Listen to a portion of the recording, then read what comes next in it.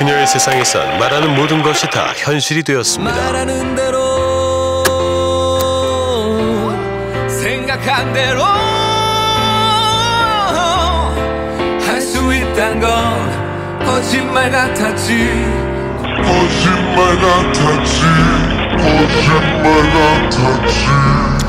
이게 뭐예요? 뭐 거짓말이라고 상상을 할 수가 없으니까. 스치면 사기, 입만 열면 구라. 소설도 그런 소설이 없는 사기 중독인 것 같아요, 그냥. 숨 쉬는 것 빼고는 다 거짓말, 기상천외한 사기의 달인이란 그녀. 이제 저희는 통에 담긴 구라라고 얘기를 합니다. 사기 중독에 빠진 그녀의 세상 속으로 들어가 보시죠. 평범한 사남매의 엄마 김유정 씨. 막내가 어린이집에 다니기 시작하면서 다시 일을 알아보고 있었다고 합니다. 저한테 맞는 알바가 있는 것 같다. 재택 업무이다. 블로그 쓰기 하고 명언 올리기. 이런 것도 직업이 되는가 보다 해가지고 자신을 서울에 본사가 있는 회사의 대표라고 소개했다는 그녀. 그리고 학사가 법학과 학사가 있고 경제학 학사가 있고 그 다음에 자격증이 뭐 20몇 개인지가 있고 그런 자격증이 쫙 있어요. 블로그 강의를 하고 어디 대학교 출강을 나가고 경력이 되게 아무튼 화려했어요. 저는 지난 16년간 4개의 학사학위와 30여 개의 자격증을 취득해 왔는데요. 뿐 아니라 컨설턴트로 활동하며 많은 양력을 쌓았고 다양한 비즈니스를 통해 현재 월 3,200만 원 정도의 수익을 시현하고 있습니다. 월 3,200이면 연봉이 4억인데요? 자격증도 독서 논술 자격증, 소상공인 컨설턴트 많네요. 다양합니다. 저도 이제 어쨌든 자녀도 많고 최대치를 벌어본 게 뭐 1,000만 원? 그 이상을 제가 못 벌었으니까 얘한테 배워서 이렇게 잘해봐야겠다는 생각으로 어쨌든 열심히 이제 일을 하기 시작했죠. 수십 개의 자격증, 월 수입 3,200만 원. 그녀의 대단한 이력은 여기서 끝이 아니었습니다. 그 다음 연도가 대통령 선거였을 거예요, 아마. 자기가 이제 그 컨설팅을 하는데 국회의원이나 이런 사람들 컨설팅을 한다고 하더라고요. 그래서 당시 한 정당의 청년부 대변인 역할을 맡고 있었다는 그녀. 매일 그냥 출근하는 곳이 도당. 매일 청년부 대변으로 도당에 다녀온다고 합니다. 성공한 컨설팅 전문가로 여러 인터넷 신문에 기사도 많이 났습니다. 이야. 본인은 어쨌든 반포 자리에 그렇게 자리가 있고 사무실 강남에 테헤란로에 사무실이 있고 13명의 직원이 있고 누가 그런 거짓말 한다고 상상을 합니까? 아무 모시 없이 그렇게 시작이 됐어요. 와, 이런 말 나오면 정말 또 불안한데요? 이 기업가 저한테 제안을 해요. 저는 이제 사업자가 없으니까 저희 남편이 이제 사업을 하니까 그 남편 사업에 마케팅 지원을 해봐라. 일정 금액의 수수료와 30%의 보증금을 내면 정부 지원금을 받는데 필요한 모든 과정을 도맡아 해주겠다고 약속했다는 그녀. 나는 이렇게 다 지원을 해서 훌륭한 경영 지도사여서 떨어진 적이 없다. 서류 심사에서. 이제 현찰 이런 걸 다 더하니까 5억 정도가 되는 거죠. 5억이요? 5억? 근데 5억이란 돈이 제 돈만이고 저희 남동생 그리고 친구가 있는데 국가 사업이고 2달 뒤에 주면 된다니까 그냥 8천만 원을 그냥 줬습니다. 그녀에게 일을 맡긴 사람은 유정 씨만이 아니었습니다. 회사의 대표이사를 맡고 있다는 한정민 대표도 마찬가지였습니다.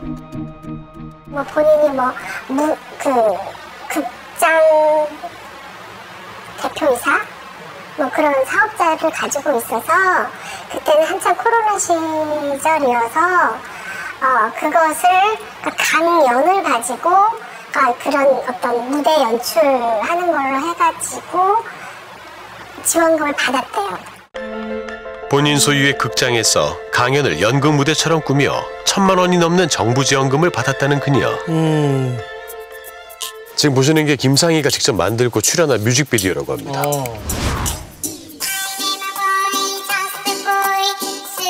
재주가 많아요. 그녀의 이런 기획력에 감탄한 한 대표는 망설임 없이 계약을 진행했다고 합니다. 제가 이제 음식을 공부하는 사람이어서 메타버스 랩을 만들어서 그걸 한번 판매를 해보자. 1억 2천을 받아주겠다라고 얘기를 했고 계약금이 1,200이었고 지금 계획을 줄 수 있어. 성공만 해.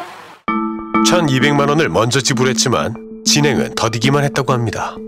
그리고 사업 계획서도 찍고 이런 것들을 좀 날 좀 보여줘라. 어떻게 썼는지 봐야 되잖아요. 근데 뭐 그런 거는 자기는 지금 다 준비가 돼 있고 어쩌고저쩌고 이러면서 자기 바쁘대. 그게 말이 돼요? 당연히 보여줘야 되는 거 아닌가요? 보여줘야죠. 말도 안 되는 상황이 계속됐지만 일을 무사히 끝내려면 그녀에게 맞추는 수밖에 없었다고 합니다. 마감날, 마감날. 사업계획서 줘 빨리 내가 올릴게. 그랬더니 뭐 자기가 가서 이따가 올리겠대요. 내일 토요일이고 오늘이 마감인데 무슨 그냥 안 된다. 결국 마감날이 지나고 토요일이 되어서야 서류를 접수했다는 그녀. 토요일에 서류를 접수해요? 아니나 다를까 결과는 탈락이었습니다. 그런데 탈락 이유가 더 황당했습니다. 사업계획서가 안 올라와서 떨어졌다라는 거예요. 그럼 나보고 대표이사한테 왜 사업자가 올라가 있는지 안 올라가 있는지 모르게요. 마감 날짜를 지나기는 했지만 분명 서류를 접수했다는 증거 화면을 보내왔던 그녀. 알고 보니 메일 주소 자체가 존재하지 않는 허위였던 겁니다. 세상에. 그런 메일 주소는 없대요. 개인적으로 메일로 보내고 이런 일은 있을 수가 없다는 거예요. 국가사업이어서. 수수료와 보증금 명목으로 총 5억을 건넸던 유정 씨와 지인들. 이번에도 그녀는 차일피일 기한을 미루기만 했다고 합니다. 국가사업 지원을 6월인가 하고 2달 뒤에 나온다는 8월, 9월 날 나온다고 하는 게 자꾸 미뤄졌거든요. 결국은 12월까지 왔고 결국은 2월 6일까지 미뤄졌어요. 자금이 나올 예정이었거든요. 근데 지금 이태원 사건 때문에 전체 그 관련된 사업들이 다 멈춘 상태예요. 지금 국가 분위기가, 그러니까 의회랑 이 분위기 때문에 이제 그런 것들 지금 자제하는 편이라서 한 2주 정도 밀렸다고 생각하시면 되세요. 저희 확인했는데 늦어도 2월 6일까지는 서류 받아오실 수 있으실 거예요. 우편 서류요. 네. 늦어도 2월 6일 안까지 나온다고요? 네, 그렇게 얘기 들었습니다. 하지만 끝내 유정 씨의 정부 지원금은 신청조차 이루어지지 않았다고 합니다. 야, 이게 도대체. 그리고 제가 신용보험 점수가 998점이었어요. 그 주식 대출 외에는 대출을 받아본 적도 없고 신용카드도 그 자동이체 연결되는 그 관리비나 통신비 외에는 잘 쓰지도 않고 사기로 인한 파산 신청인 거죠. 그래서 법토에 현재는 그렇게 진행하고 있어요. 정부 지원금 외에도 다양한 사업을 추진 중이었다는 그녀. 유정 씨와 함께 그녀가 최근까지 일했다는 사무실을 찾아가 봤습니다.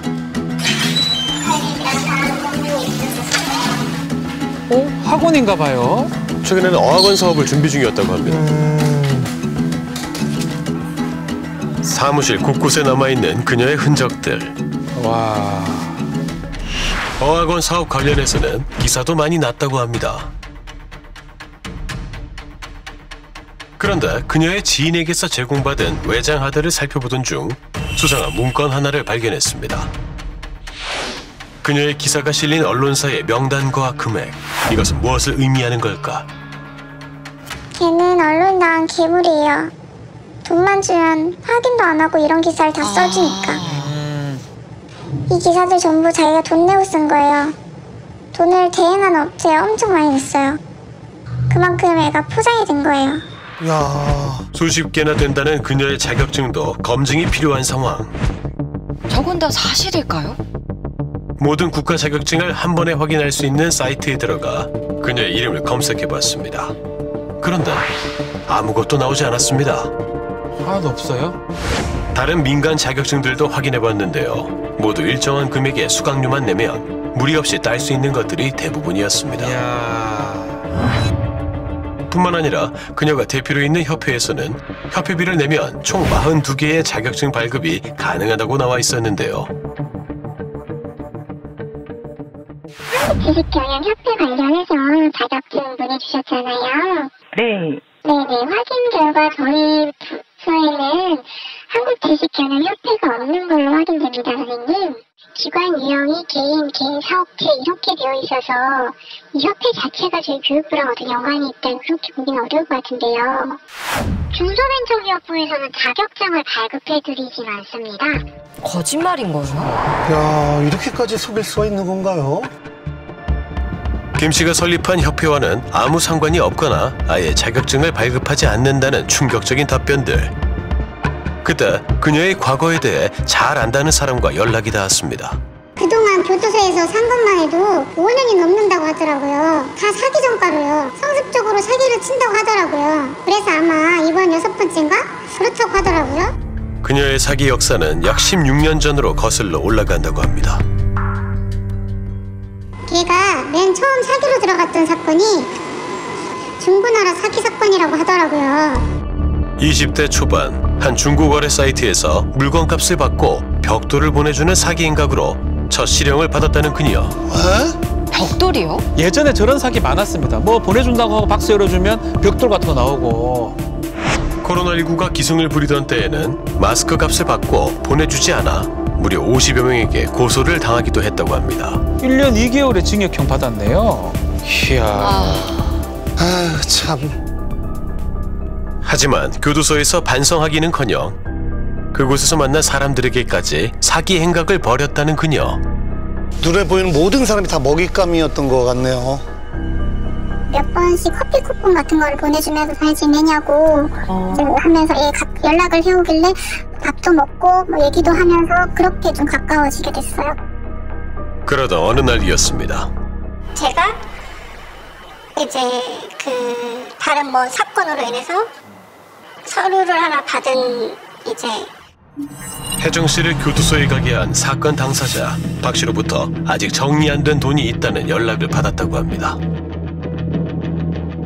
제가 너무 당황을 해서 이 서류가 왔는데 어떻게 해야 되노 하고 이제 왜냐면 걔가 법학을 공부를 했다 하니 언니 그거 별거 아니다. 사건 번호 줘 이러더라고요. 평소 법학을 전공했다는 말을 자랑처럼 하고 다녔다는 그녀. 본인이 직접 박 씨와 연락해 해결해 보겠다고 했다는데요. 이야.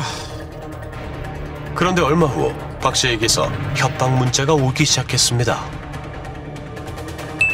내가 못 찾을 줄 알았나 본데 두고 보자.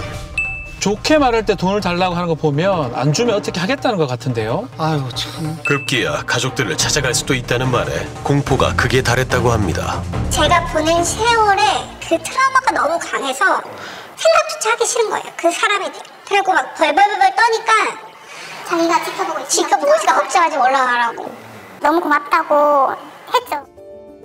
그러나 잘 해결해 보겠다던 그녀의 해결 방법은 결국 돈이었습니다.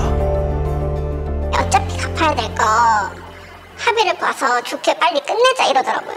우리는 하고 싶어도 돈이 없다. 돈이 없다. 정말. 그랬더니 이제 뭐 몇 2, 3천이라도 마련해보라고 하더라고요. 합의를 이렇게 그냥 하는 게 맞는지는 모르겠네요.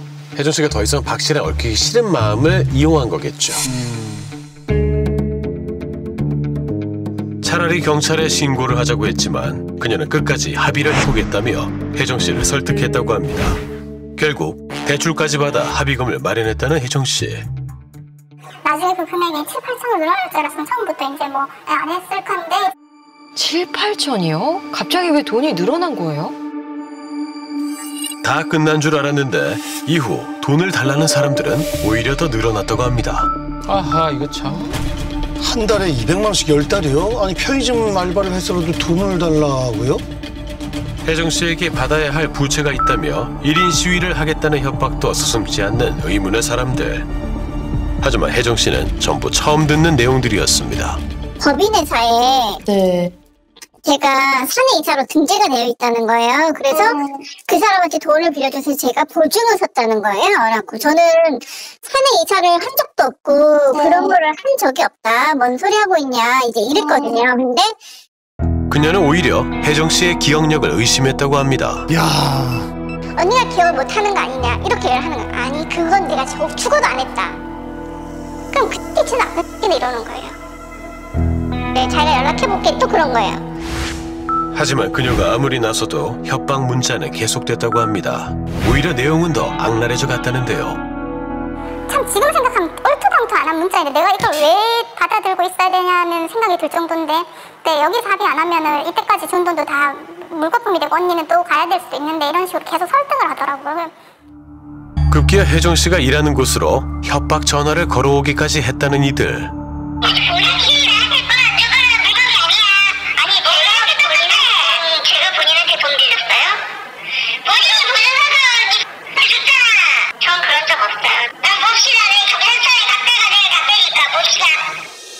결국 1년을 시달리다 돈을 요구했다는 박 씨 본인에게 전화를 걸었다는 혜정 씨.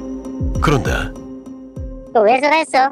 작년에 합의한 거 있었죠. 무슨 합의를 해? 어떤 아줌마가 전화 와가지고 대변인이 뭐 이야기를 하면서 또 살리고 싶다고 돈 1, 2천만 원 줄 테니까 합의해주면 안 되겠냐고 이래 이야기 하던데. 그래서 무슨 소리 하냐고 우리 변호사 만나가 이야기하라고 그랬지. 왜? 아하. 혜정 씨에게 서류를 보낸 건 맞지만 그 후로 별다른 조치를 취한 적이 없다는 박 씨. 그 상황을 모르는 혜정 씨를 이용해 김상희는 무려 1억이 넘는 돈을 합의금 명목으로 갈취했던 겁니다. 이야, 본인이 다 가져갔네요. 그냥 통화했다. 통화했고 합의 안 한 거 알게 됐다. 그게 무슨 말이야? 이제까지 온 모든 연락이 다 네가 한 걸로 알게 됐고 그럼 내가 언니를 상대로 사인 쳤단 말이가. 예, 정신 똑바로 차리고 얘기해라. 어이가 없네. 전화 끊어라. 뻔뻔합니다. 결국 참다 못한 혜정 씨는 경찰에 수사 의뢰를 했습니다. 그런데 충격적인 결과가 나왔습니다. 박 씨는 물론 지금까지 혜정 씨에게 돈을 달라고 했던 모든 사람이 김상희 한 명이었던 것으로 밝혀진 겁니다. 협박 전화 역시 김상희 본인 목소리였습니다.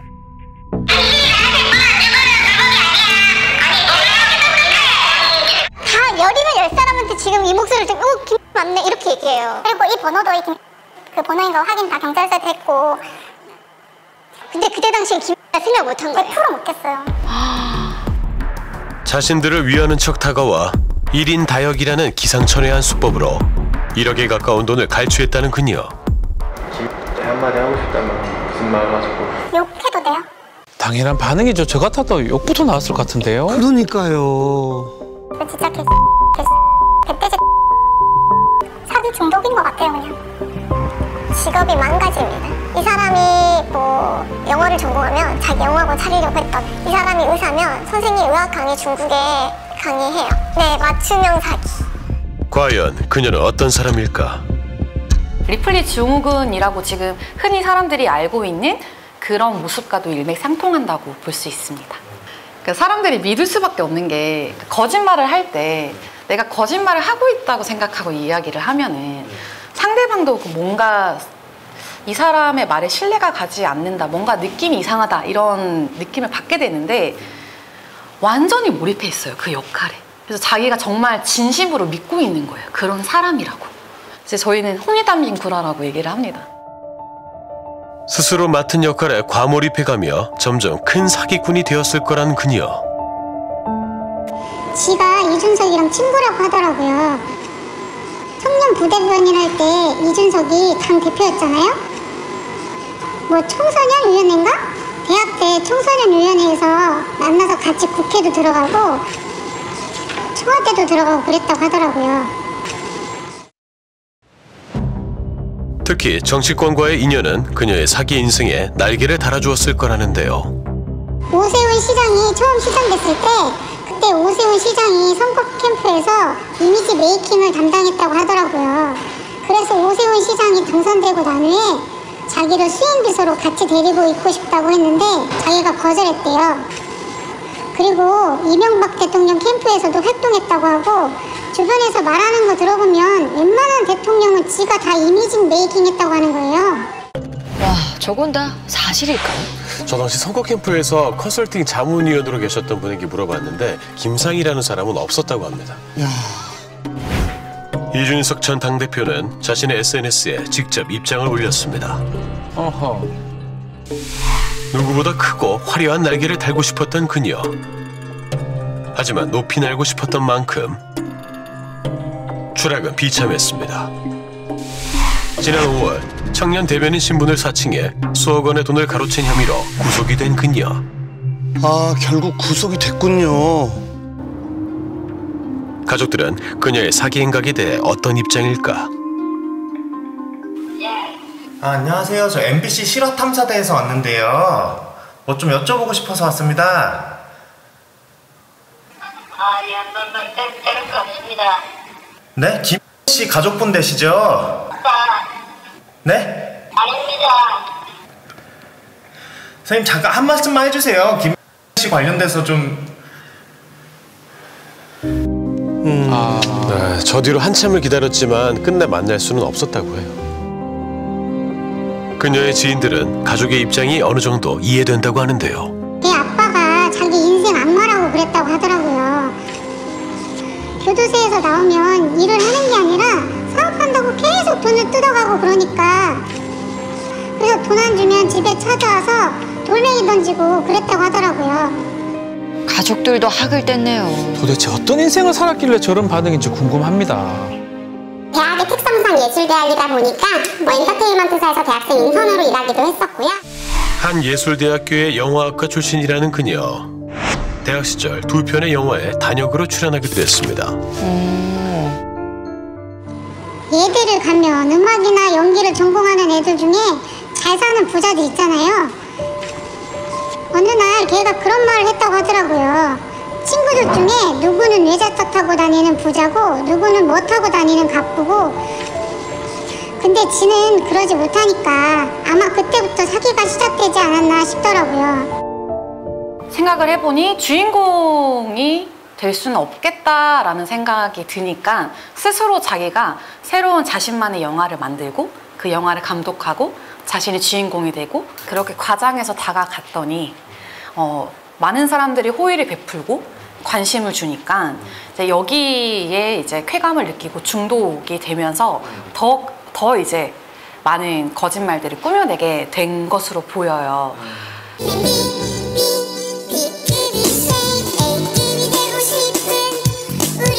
A급이 되고 싶었던 한 B급 인생의 기상천외한 사기 행각. 아무리 가면을 바꿨어도 맨 밑에 있는 얼굴은 그대로라는 걸 이번에는 꼭 가슴에 새기고 나오길 바라겠습니다.